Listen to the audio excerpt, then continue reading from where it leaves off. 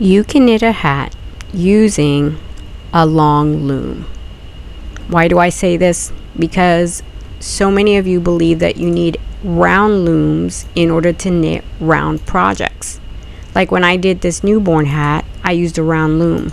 But when I did my hat cow convertible project, I actually used a long loom, because you can use long looms for round projects and long projects, flat, like scarves, as long as it's the right size for your project and it has continuous pegs.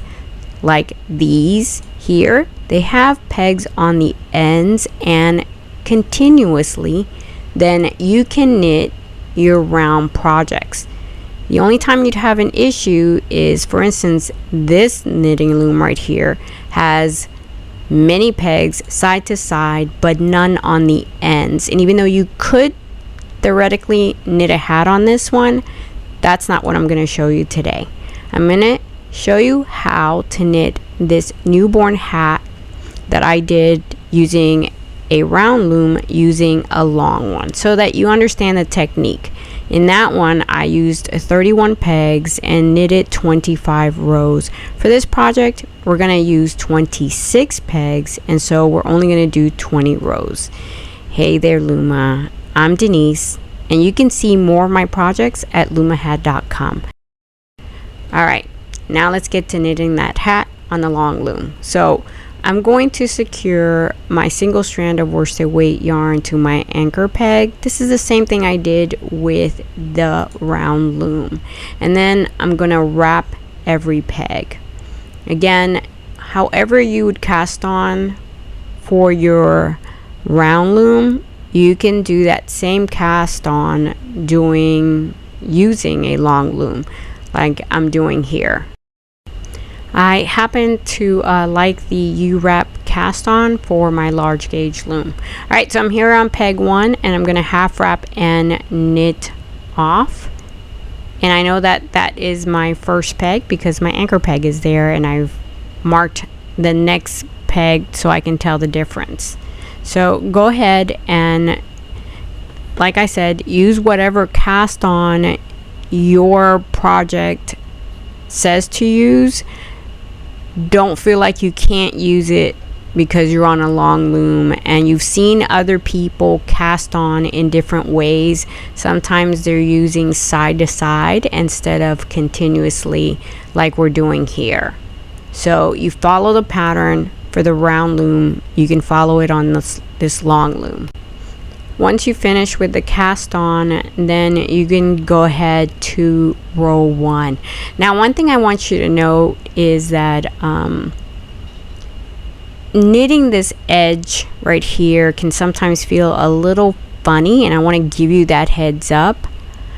But not to worry, even when it looks like it's not gonna look the same as it would say with your round loom, once you take the project off the knitting loom, it's gonna look the same as if you had done it on a round one. And the other thing that I want you to take note of is that this is the smaller loom and it's 26 peg. There is no 31 peg long loom. Try to get as close to what you were needing for the round loom as you can. You might have to adjust your rows a little, but get as close as you can to what you're needing. Now, some of you like to use 2 strands of yarn with your project, and you like to use the E-wrap. Again, all of this is going to work. Whatever you normally do or whatever the pattern says to do with the round loom, you could do with this long loom. Now, if there's a stitch pattern, that you might have to adjust, because again, the long looms almost always have a different number of pegs than your round looms, right? And as always, remember to take the knot off the anchor peg once you've done a few rows. You don't want to leave that there. Usually I take it off by the 3rd or 4th row. Your yarn is then secure and you really don't need it. All right, so just continue to knit. Like I said, for this particular project, which is not a complex stitch pattern, it's just U-wraps, I'm going to do those 25 rows. I'm sorry, 20 rows.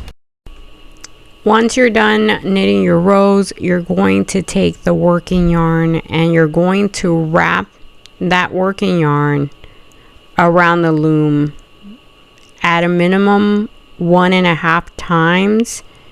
And it really kind of depends on your cast off.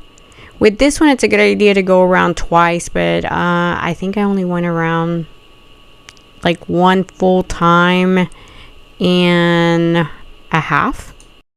You know what, I think I did 1.25, but again, it's better to do 2 times or 1.5 times. Then get your scissors, cut your working yarn, and we're going to start with the cast off. I'm doing the drawstring cast off. So with the first one, I'm going to take the working yarn and put it behind that first peg, and then with the second one from the top, I'm going to scoop up and feed the working yarn through, and then the next one I'm going to put it behind. So I'm using the drawstring cast off here because say you use the biggest loom, the biggest long loom, there's a lot of pegs on that very long loom, and you know, just using the regular gathered method is just a little hard to close. So your best bet is this drawstring cast off, where you're right now you're gonna first finish with half of the pegs and then take those loops off and go to the next half. By the way, I didn't do that here, but there is a hacked method that I do of the drawstring cast off, and I'll put a link in the description. Way better than the one I used here. I was just trying to show you the basics and move forward, but the hacked method actually uses an extra strand, and that works much easier. All right, once you've gone around and you have every other peg that you've wrapped, then take off only the ones that have the working yarn through them. Okay, by the way, you can pull some of the ones that are done off, and if you're kind of short on the string, just pull on it, and that gives you some more give. And then take off that last one, and like I said, you'll have more string to be able to now do the ones that are left behind, which are the every other one. So you're gonna put them through and then take them behind, right? Every other one, you're gonna put your string, you're gonna scoop it up as if you were doing a purl stitch. You scoop it up and feed it through, and then just make sure that you get all your loops. Then just like before, when you're done feeding the working yarn through all of them, then take off the loops, take them off the pegs once you've fed the working yarn through. And you'll see that I have a hard time closing the top. This is why the hacked method is better than when you only use one single strand of yarn to go through it. All right, then you're ready to let the project come off the loom. Make sure that you stretch your stitches. It's because I use the U-wrap. And remember that my point here is not so much to show you how to make this hat, because I have another video making this newborn hat. My point is to show you how you could take a project that you did on a round loom and you're bringing it to a long loom. So like I said before, with the drawstring cast on, I did have some issues closing it up. But another thing that I think is a good thing to say here, some techniques have complications, and as video creators, we tend to just take those complications off instead of showing them to you so that you see what can happen, which normally that's what I would do here, but I wanted you to see it. Normally, I would have just put this project to the side, start all over again, and use the hacked method. But I want you to see that I'm having a bit of a hard time closing it. How I'm going to resolve this is it has 2 levels basically. So one of them got stuck. I just brought it into the hat and then the one that did close, it looks fine on the top, so I'm not gonna worry about it. I'm gonna take a needle and thread it on the inside and close the hat, and then I'm gonna cut that tight spot. This is a small project, so fixing it is no big deal, but when you have a large project and something like this happens, don't just give up on it. You can fix it. Again, I'm gonna go ahead and thread my needle and then go through the loops at least 2 or 3 times and close up this top part, and then take my yarn inside and I'll show you more. As you can see, I didn't even speed up the video. I'm just letting it run, and I'm trying to talk you through some issues while I sew. So I am sewing through those top loops in order to secure the top of the hat, and then I'm going to take it inside. You're going to see where one of the loops, because like I said, the drawstring cast on has 2 levels, right? First you did that first row of pegs, then you did the second one. So as you can see, the little hat is basically done, and you see that loop right here, right? That's from the one that got like stuck and it didn't want to do what I wanted it to do, which was to keep feeding through completely. This does not happen. This is why I worked out that hacked method, because it doesn't happen. See what I'm going to do? I'm just going to take that loop and make a knot with my other strand of yarn. And that's it. I got this solved.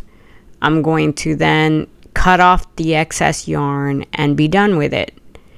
My project is still complete. That's if you were to give this to a baby, that's not going to bother them, that little top part. Normally I try to find a way not to make too many knots with baby stuff.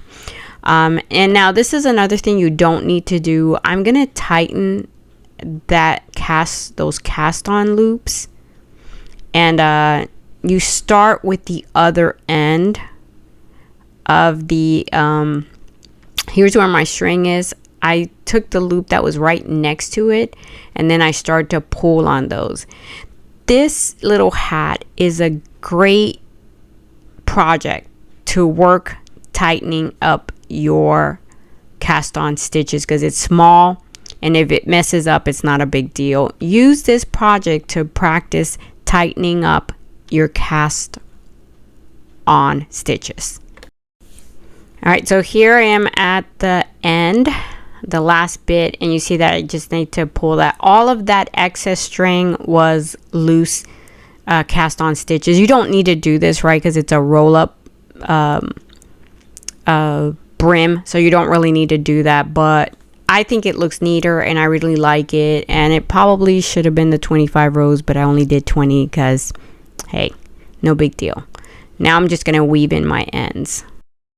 All right, so get yourself a needle. I like to use metal needles. I find them way better than the plastic. And then just come right here to the bottom and weave it in so that it looks a little better.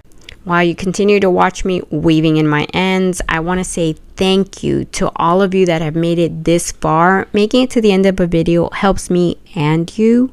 And if you like the video, please press the like button. Don't forget to subscribe so you don't miss any of the new videos. And please share this video because that helps me big time. All right, that's it. I'm done weaving in. I cut my excess yarn and my hat is done. Isn't it super cute? And now you know that you can take the right size loom. All right, that's really important. You can use a long loom. You just got to make sure that it has continuous pegs and that it is the correct loom, the right size for your project. I would always suggest that you go higher than what you need instead of lower, right? Not what I did here, that I used 26 instead of 31. Instead, go higher number of pegs instead of a lower number of pegs. All right, guys, YouTube is going to show you videos they think you want to watch. I think they know you really well. So go ahead and watch more videos because that's going to teach you lots of stuff. And much love. until you come back and loom with me again.